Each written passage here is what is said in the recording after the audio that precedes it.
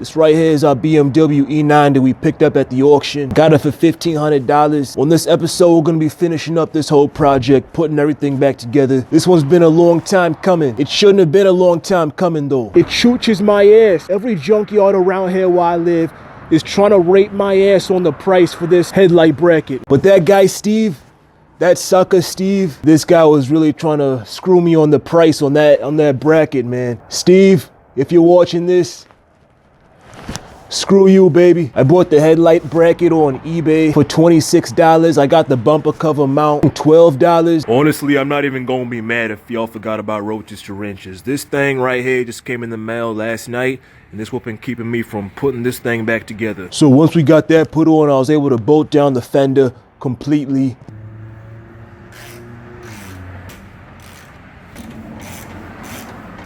After we had the fender fully bolted on with the bumper cover bracket in there, we're able to bolt on the headlight bracket. We put the headlight in after.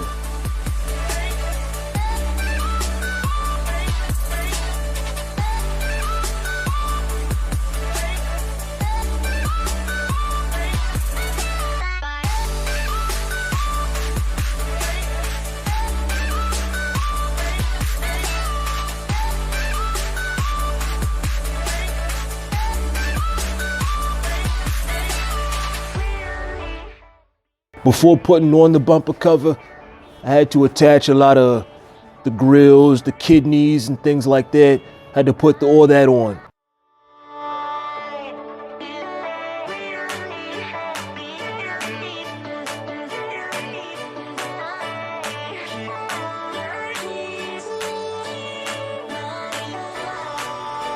So here's what we got going on here. So you can see I didn't assemble the stuff here. The problem is, to get this thing in here, I need these clips. This is the clip I'm talking about. I don't have enough on me. I might be heading out to a store or something. Riley Auto Parts came in clutch, baby.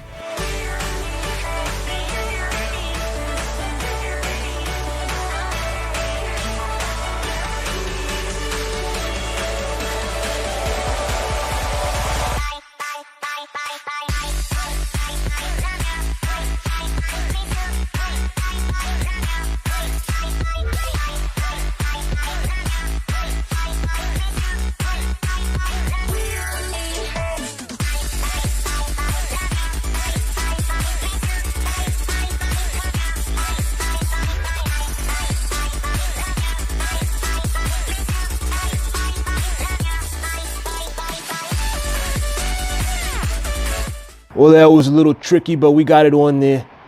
And next it was putting on the front bumper cover. Bumper cover's fully assembled. Now it's time for it to go back onto the car.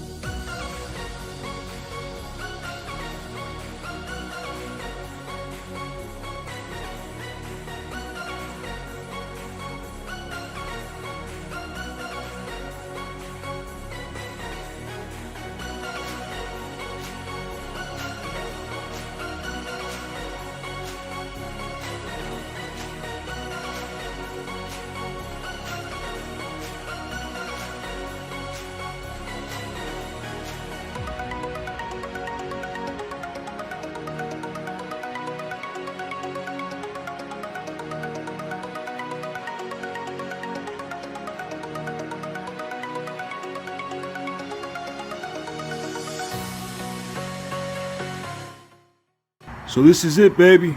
Front bumper cover's on. I'm sure y'all saw me grind it with the angle grinder down there. You can see all the loose plastic. Remember when I told y'all before that this intake thing, I got it for free at a junkyard from a 335i coupe? So yeah, I didn't realize the coupe one was longer than the sedan. So yeah, I had to chop that down a little bit. Just shave that down so the bumper cover will fit on. I'm sure it's not going to be an issue. Guess we can take this thing off now.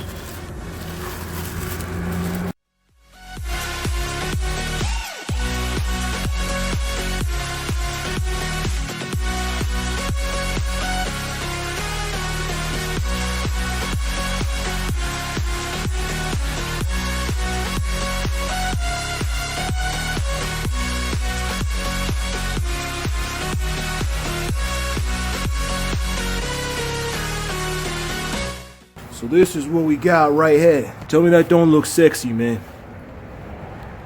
I mean, the front bumper cover's in the shade a little bit, you know. I still got to clean up that fender and stuff like this, so the bumper cover's definitely gonna look a lot worse in the real sun, you know what I'm saying? So front bumper covers on, everything was pretty much downhill from there.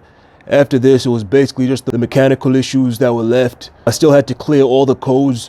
The code scanner I have is just a generic code scanner that reads codes from all vehicles pretty much. It works on older cars for me. BMWs, that scanner doesn't really work for BMWs. I had to borrow a better scanner from somebody. I started out with 17 codes. 17 codes. I immediately cleared as many codes as I could to see where I was. And I was left with 3 codes. Mind you, this entire time the car was still in limp mode. I didn't know why the car was in limp mode. I had 3 codes left. All those codes were related to the throttle position sensor. Plug the throttle position sensor back in, booyah. The car was out of limp mode, had full power. Well, now I know why it's in limp mode. Just decided to take everything off. I had a whole bunch of codes for throttle position stuff, and of course I saw this plug dangling right here. And I saw this plug was not plugged in right there. Booyah. We should be good now.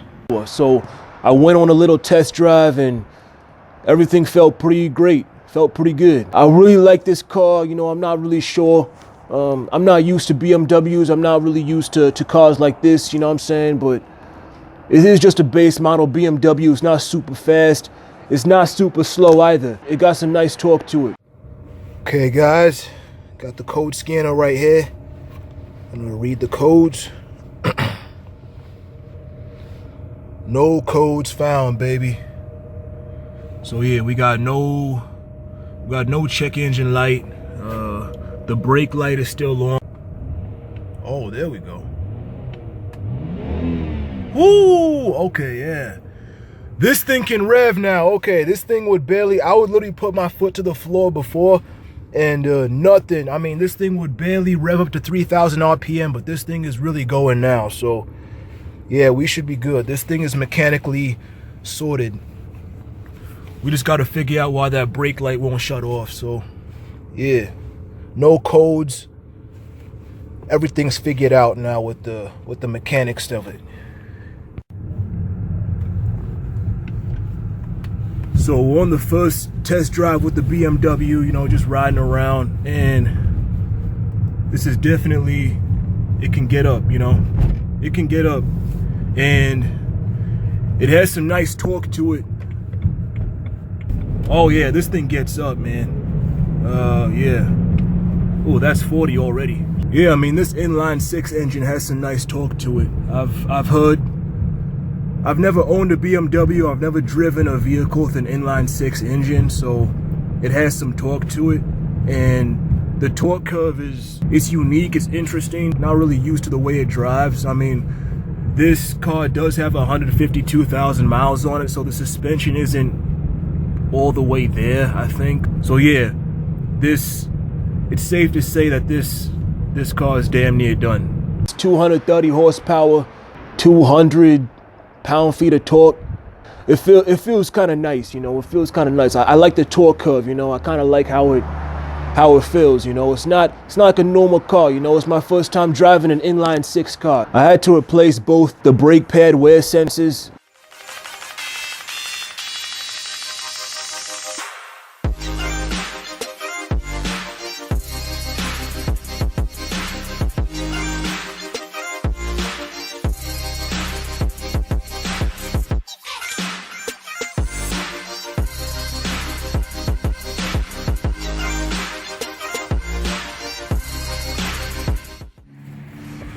Got the front off, pretty much the same thing as what's going on at the back.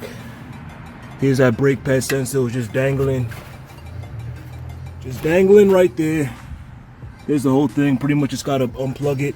It looks like the brake pads have just been replaced, as you can see. So everything looks good. I'm just gonna unplug that, throw the new one in.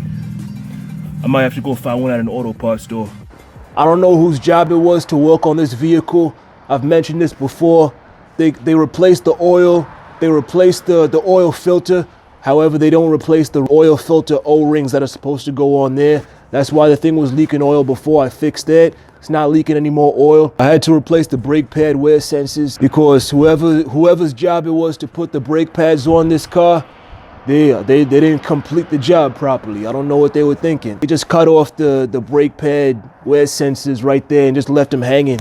They zip tied them off to the side. So I don't know what they were thinking. So obviously the brake light was still on. Everything I was doing right here was just to get the brake pad light off. So I put on the new brake pad wear sensors. Boom, cleared the codes on the dash and no more lights on the dash. So we're finally 100%. We finally got this car 100% done, you know. So I just got to go wash this car. I just put the new brake sensor in. We got absolutely no lights on the dash. That's what I love to see, man. And the dashboard was lit up like a Christmas tree when we first got this thing, but now look at it. It's all done, man.